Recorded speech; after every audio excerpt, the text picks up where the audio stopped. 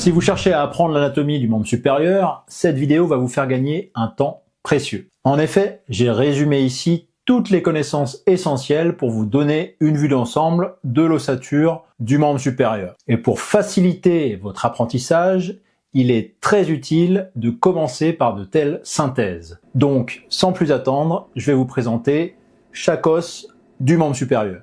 Et n'oubliez pas que le système osseux est le système sur lequel tous les autres systèmes s'organisent. Ce sont les fondations de l'édifice anatomique, et plus vous en connaîtrez les plans, plus il sera facile pour vous d'apprendre l'anatomie humaine. Donc, ne négligez surtout pas l'ostéologie du membre supérieur. Plus vous passerez de temps à apprendre l'anatomie des os, plus vous gagnerez de temps par la suite. Alors, rentrons directement dans le vif du sujet. Le membre supérieur est constitué de différentes grandes régions topographiques. On a tout d'abord l'épaule, ensuite le bras, puis le coude et l'avant-bras, le poignet et enfin la main. Chacune de ces régions est elle-même divisée en sous-parties, mais on verra ça dans les vidéos consacrées à chaque région du membre supérieur. Notons d'abord que nous possédons 32 os et qu'ils sont toujours à cheval entre au moins deux régions ou sous-régions.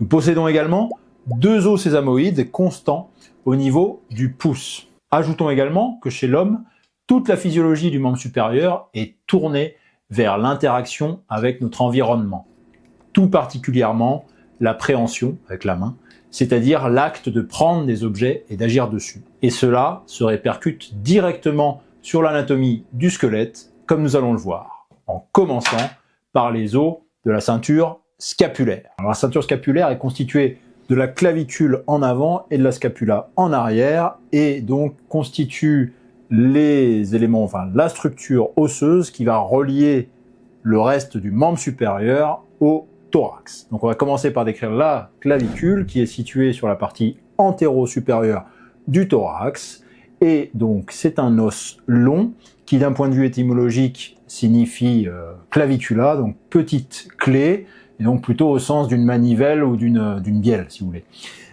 donc d'un point de vue mécanique. Et donc comme tous les os longs, elle présente un corps et 2 extrémités. Donc l'extrémité médiale ici est articulée avec le manubrium du sternum et donc constitue l'articulation sterno-costo-claviculaire, et ensuite donc qui est une articulation dite en selle. Et ensuite on a l'extrémité latérale qui elle s'articule avec l'acromion de la scapula. Et ensuite donc on a le corps de l'os qui a vraiment une forme en S italique. Et donc, petite particularité de la clavicule, c'est que c'est le seul relais osseux de transmission des forces mécaniques du membre supérieur vers le thorax, puisque comme on va le voir, la scapula s'articule d'une manière assez particulière avec le thorax. Ce n'est pas une articulation au sens d'une articulation synoviale, si vous voulez. Donc, mais on verra tout ça plus en détail évidemment dans la vidéo consacrée aux articulations du membre supérieur. Donc ensuite, on a la scapula. Donc la scapula est un os plat, lui, avec donc une forme globalement triangulaire, et donc il forme à décrire une face antérieure qui est donc articulée avec le thorax et qui a donc cette particularité non pas de s'articuler au sens d'une articulation classique, mais vraiment de glisser sur le thorax. On appelle cette articulation une cysarcose. Ensuite, on a la face postérieure de l'os, qui est donc, elle, le siège d'insertion musculaire importante, et qui est divisée en deux par une excroissance comme ça osseuse qu'on appelle l'épine de la scapula, donc qui divise la scapula en une fosse infraépineuse et une face supraépineuse. Donc l'épine, elle, s'oriente vers l'extrémité latérale du tronc, et donc effectivement se poursuit par une excroissance plutôt plane qu'on appelle l'acromion et qui s'articulera, on l'a déjà vu, avec l'extrémité latérale de la clavicule. Voilà. Et ensuite, on a donc 3 angles, puisque c'est un triangle, on a 3 angles, et donc on va parler principalement de l'angle supéro-latéral, qui est donc, lui, beaucoup plus développé, notamment parce qu'il présente ce qu'on appelle une glène, qui va venir s'articuler avec la tête humérale, comme on va le voir juste après.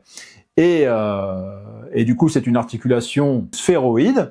Et donc, effectivement, on a cette surface articulaire creuse qui répond à la tête humérale. On a ensuite ce qu'on appelle l'apophyse coracoïde. Donc, d'un point de vue étymologique, je l'ai pas dit, scapula, ça signifie épaule. Et l'étymologie de coracoïde, ça vient du grec qui signifie corbeau, parce que effectivement, on a un aspect un petit peu, alors il faut le chercher, hein, mais on a une petite aspect en bec de corbeau. Cette excroissance osseuse est là, comme toutes les excroissances osseuses, ou la majorité, parce l'os ici, à cet endroit-là, si vous voulez, est soumis à des contraintes mécaniques importantes qui ont favorisé la croissance de cet os. Et effectivement, c'est le cas. On a des insertions ligamentaires puissantes qui, donc, effectivement, arriment la clavicule à l'acromion, ici, à la scapula, donc via les ligaments conoïdes et trapézoïdes. Donc, comme je vous l'ai dit, on parlera de tout ça dans la vidéo consacrée aux articulations.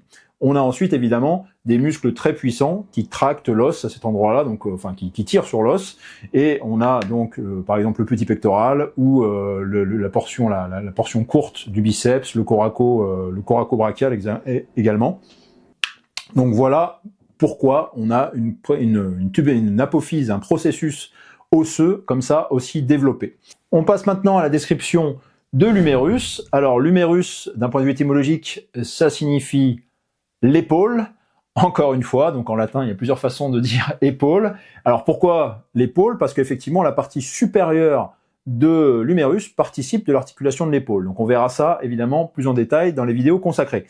Mais l'humérus est donc aussi l'os du bras et participe aussi de la région du coude, parce que c'est un os long et donc il présente deux extrémités, donc supérieure et inférieure, ou épiphyse supérieure et inférieure, et un corps ou diaphyse, comme tous les os longs. Donc on va commencer par décrire l'épiphyse supérieure, qui est constituée par donc on voit bien qu'il y a une excroissance osseuse à cet endroit-là, donc elle est constituée par la tête humérale, qui représente un tiers de sphère, donc en dedans, et qui vient donc répondre à la surface articulaire de la glène au niveau de la scapula, comme on l'a déjà vu.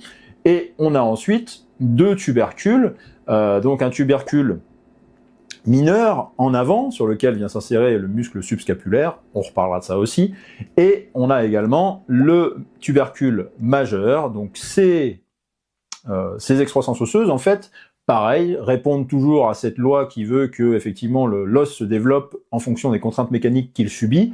Et donc évidemment ici, on est sur la zone d'insertion des muscles de la coiffe, des rotateurs principalement. Et donc on voit qu'entre le tubercule mineur et le tubercule majeur, on a une petite gouttière ici qui va laisser passer le tendon de la longue portion du biceps brachial.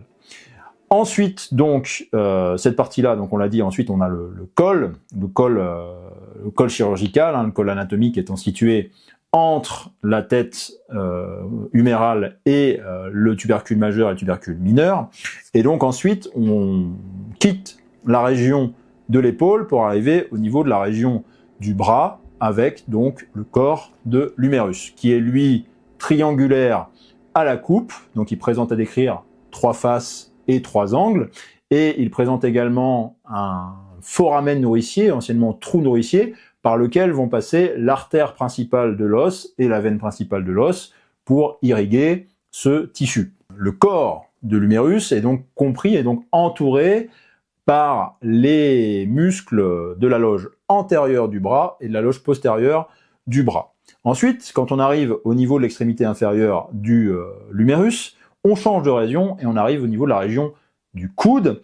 Et là, l'humérus commence à s'élargir dans son axe transversal et devient ce qu'on appelle progressivement la palette humérale. Alors qu'est-ce que la palette humérale? Eh bien, c'est l'extrémité inférieure de l'humérus et c'est principalement une zone articulaire, mais aussi une zone d'insertion musculaire importante, mais cette fois pour l'avant-bras, comme on va le voir.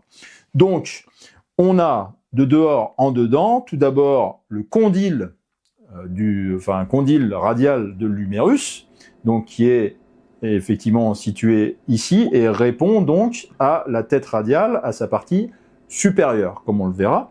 Et on a ensuite l'autre surface articulaire importante, c'est la trochlée humérale, enfin en tout cas qui répond à l'ulna et à l'incisure humérale trochléaire de l'ulna, comme on le verra, et donc qui forme une articulation trochléenne. Donc on a en dehors une articulation condylienne entre l'humérus et le radius, et en dedans on a une articulation trochléenne entre l'humérus et l'ulna. Et entre ces deux articulations, on a une petite zone, donc qui est appelée la zone conoïde, et qui répond en fait à une partie de la tête radiale qui est taillée en biseau. Voilà, pareil, on détaillera ça en temps voulu.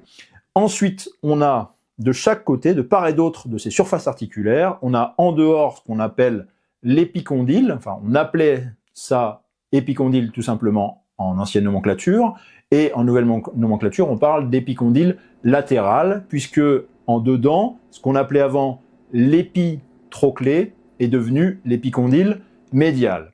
Donc, ce sont deux excroissances osseuses, donc il y en a une qui est beaucoup plus marquée que l'autre, donc c'est l'interne évidemment, c'est l'épicondyle médial, et donc vous commencez à comprendre, à partir du moment où on a des excroissances osseuses, c'est qu'on a, ou des tuberosités, c'est qu'on a des insertions musculaires ou ligamentaires ou aponevrotiques qui exercent des contraintes mécaniques importantes sur l'os et favorisent sa croissance. Et donc c'est le cas là aussi, encore une fois, puisque on a les insertions des muscles épitrochléens en dedans et épicondyliens en dehors. Et ça, pareil, on en reverra le détail quand on abordera les muscles du membre supérieur.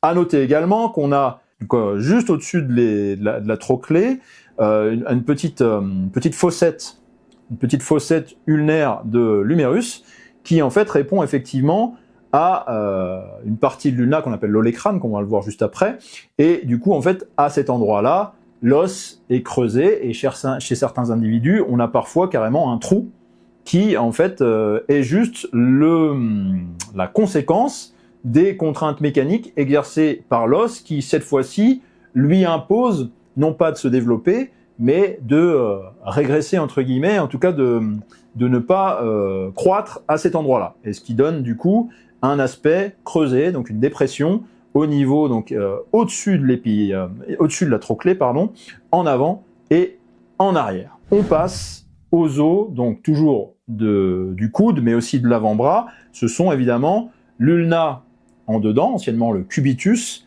et le radius en dehors. Évidemment, ce sont des os longs, donc eux aussi présentent à décrire deux épiphyses, donc proximales ou supérieures, et deux épiphyses distales ou inférieures, et deux diaphyses. Donc on va commencer par l'ulna, et on va commencer donc par son épiphyse supérieure. Et donc on peut aussi déjà commencer par dire que l'ulna et le radius sont un petit peu configurés en miroir et répondent vraiment l'un à l'autre, et c'est-à-dire qu'en fait l'extrémité supérieure de l'olécrane d'un point de vue osseux est beaucoup plus développée que le radius, et à l'inverse l'extrémité inférieure de l'ulna est nettement moins développée en termes de taille osseuse, alors que le radius effectivement se développe beaucoup plus. Donc il y a vraiment une configuration en miroir. Et on verra aussi que ces deux os fonctionnent ensemble par rapport à deux articulations dont on va parler. Qu'est-ce qu'on observe au niveau de l'épiphyse supérieure de l'ulna? Alors déjà, d'un point de vue étymologique, ça signifie avant-bras, tout simplement. On a donc présente donc à décrire deux excroissances, deux tuberosités osseuses. Donc on a l'olécrane en arrière, donc qui est connue parce qu'elle constitue le relief superficiel du coude d'un point de vue osseux, et elle répond en avant, du coup, enfin l'olécrane présente en avant une surface articulaire qui va venir répondre à la trochlée et donc s'articuler, former l'articulation huméro-ulnaire, avec une autre surface articulaire, une deuxième surface articulaire qui est, elle, donc, posée sur une apophyse qu'on appelle l'apophyse coronoïde. Et donc, croyez-le ou non, mais apophyse coronoïde en grec signifie bec de corneille, enfin en tout cas corneille, et donc c'est en allusion au bec de la corneille. Donc au niveau de la scapula, on avait l'apophyse coracoïde il faisait une allusion au bec du corbeau. Et là, maintenant, on a une racine étymologique pour l'apophyse coronoïde qui vient de la corneille, voilà. Donc c'est bien. On fait également de la zoologie, voilà. Pareillement, on a donc ces deux surfaces articulaires qui viennent constituer les surfaces qui vont répondre à la trochlée. Mais on a également une incisure qui est donc l'incisure radiale de l'ulna. Et donc là, évidemment, on était sur la grande incisure humérale de l'ulna. Voilà, donc grande incisure humérale de l'ulna, donc pour l'articulation trochléenne huméro-ulnaire, et ensuite petite incisure ulnaire de l'ulna qui répond donc à la tête du radius. Et donc, cette deuxième articulation radio-ulnaire est supérieure, donc c'est l'articulation radio-ulnaire supérieure, parce que vous allez le voir, on a une radio-ulnaire inférieure. Ensuite, on passe à la description du corps de l'ulna, et donc il est lui aussi triangulaire à la coupe, lui aussi présente un foramen nourricier, qui laisse passer une artère principale et une veine principale, et on a donc surtout une insertion au niveau du bord latéral de cet os de la membrane interosseuse, qui va vraiment fermer l'espace entre ces deux os de l'avant-bras et donner insertion à différents muscles. L'ulna est entourée par les muscles de la loge postérieure et de la loge antérieure, ainsi que leurs tendons respectifs. Voilà. Et ensuite, donc, extrémité inférieure de l'ulna, on a donc une tête de l'ulna, qui est beaucoup plus petite que la tête radiale, et donc qui va répondre à l'incisure radiale, dont on va parler après. Donc il y a un petit renflement osseux ici qui donc permet l'articulation radio-ulnaire inférieure. Et on a également une petite excroissance osseuse ici, qu'on appelle le processus styloïde de l'ulna, et qui, vous vous en doutez, va donner insertion à des structures, donc ici ligamentaires. Ce sont les ligaments collatéraux médiaux de l'articulation du poignet, de l'articulation carpo-ulnaire. Mais alors justement, cette articulation-là n'est pas véritablement une articulation entre l'os, entre la surface articulaire de l'ulna, puisque à la partie inférieure de l'extrémité inférieure de l'ulna, il n'y a pas de surface articulaire. Parce qu'en fait, on a ici la présence de ce qu'on appelle un disque articulaire, qui est donc une espèce de ligament encrouté de cartilage qui va permettre l'articulation avec une partie du carpe. Ce qui fait que l'ulna ne s'articule pas en bas avec le carpe. En tout cas, pas directement et à travers ce disque articulaire. Et bien ensuite, nous pouvons passer au radius. Donc, étymologie du mot radius, ça vient du latin et ça signifie baguette fine. On va commencer par l'extrémité supérieure du radius qui présente donc cette fameuse tête radiale qui est une espèce de cylindre assez court et creusé à sa partie supérieure parce qu'effectivement, elle répond ici, cette surface supérieure, elle répond au condyle de l'humérus. Et on a évidemment cette circonférence de ce cylindre qui est un peu taillée en biseau pour répondre à la zone conoïde. Ensuite, on a le col de la tête radiale et ensuite on arrive sur le corps et on a tout de suite un premier renflement très important qui donne insertion à un muscle assez puissant du membre supérieur, et en tout cas assez emblématique du membre supérieur, c'est le biceps brachial. Donc la tension exercée par le biceps brachial a développé le relief osseux à cet endroit-là. Et ensuite, donc, on a à nouveau un corps triangulaire à la coupe et qui donne insertion donc dans son bord médial à la même membrane interosseuse dont on a parlé juste avant. Et donc pareil, on a un foramen nourricier qui reçoit une branche de l'artère radiale. Et voilà, on a également une veine qui draine le sang de cet os. Voilà.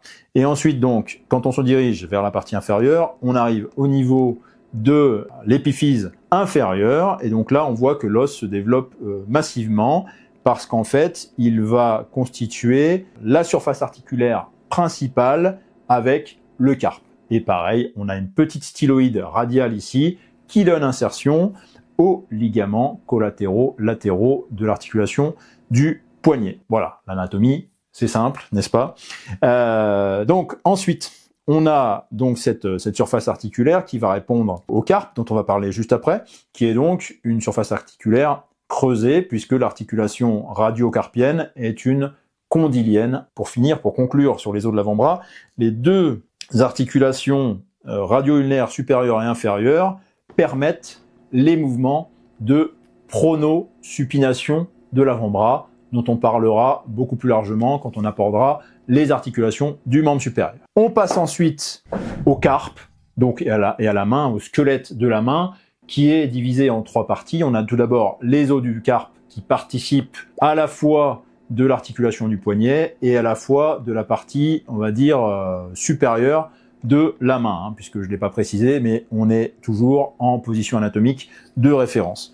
Donc, les os du carpe, donc carpe, ça signifie poignet, carpos en grec, le poignet, et donc ensuite on a les métacarpiens, qui sont donc métacarpos au-delà du carpe, hein, tout simplement, au nombre de 5, donc on a 8 os pour le carpe, 5 os pour les métacarpiens, et ensuite on a les phalanges, donc on a 14 os pour les phalanges, et on a oublié de rajouter, donc au niveau de la main, il faut rajouter les 2 petits os sésamoïdes qui sont situés au niveau du premier métacarpien. Donc commençons par décrire le carpe, donc on l'a dit, le carpe c'est un massif osseux constitué par 8 os, et voilà, je ne vais pas rentrer dans les détails de l'anatomie comparée et de l'évolution, de la théorie de l'évolution, mais ces os-là, s'ils sont présents, c'est parce que ils ne sont pas là au hasard, ils répondent toutes à une ou plusieurs fonctions très spécifiques liées à donc l'articulation du poignet, donc la physiologie articulaire du poignet, mais aussi de la main. Mais pareil, on rentre pas dans les détails ici.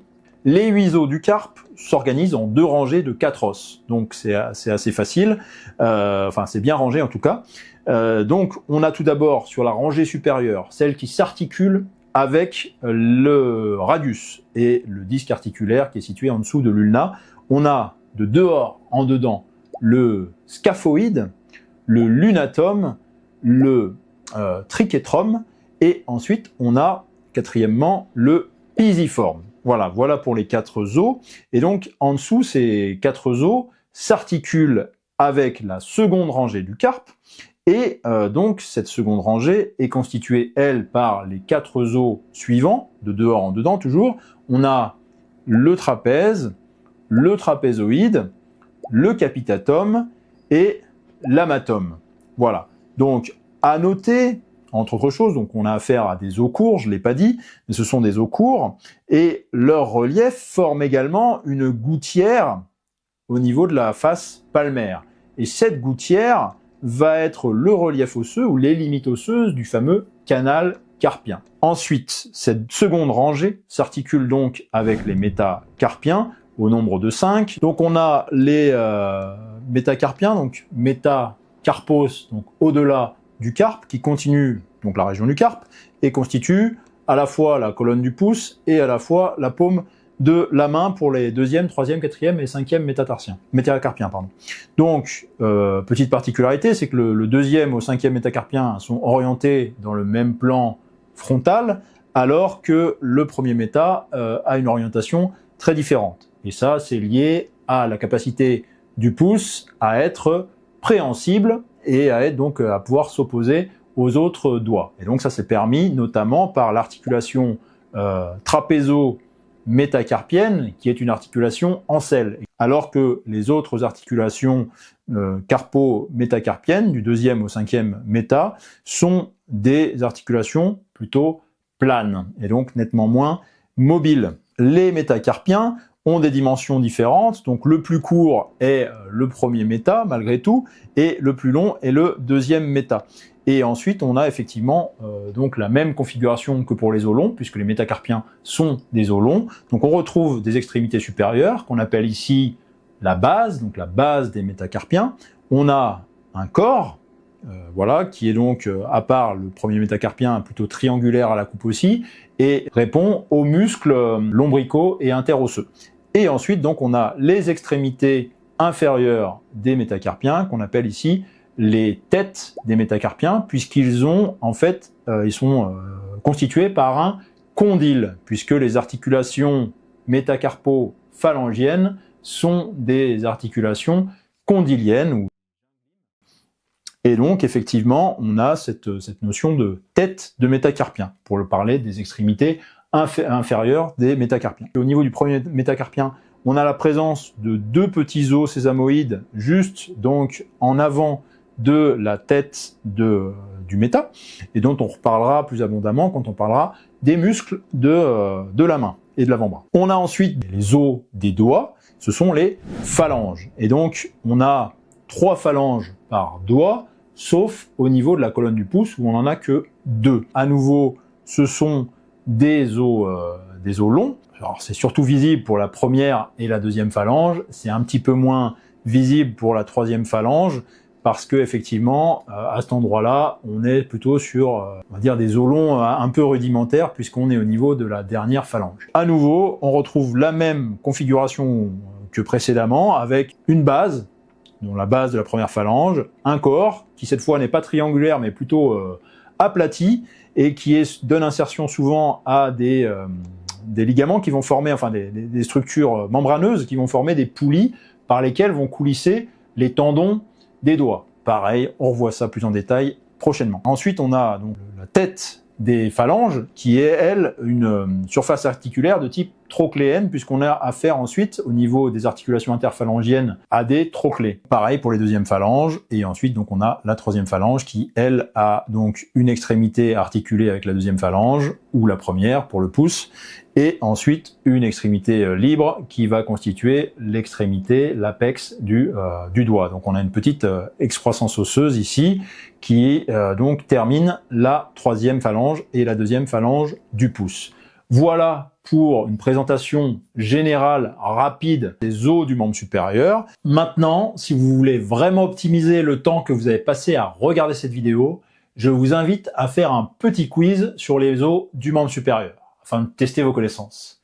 C'est gratuit et ça se passe sur ma plateforme de révision. Pour accéder au quiz, abonnez-vous à ma newsletter et vous recevrez une invitation pour accéder à ma plateforme. Vous aurez également accès à tous mes contenus gratuits sous forme de vidéos, de quiz, de fiches de révision et de schémas anatomiques en PDF, notamment en lien avec les os du membre supérieur. Vous pourrez également poser toutes vos questions d'anatomie, de physiologie et de pathologie humaine dans un onglet consacré aux questions. Le lien est dans la description. Bonne révision et à bientôt dans une prochaine vidéo. Allez, ciao!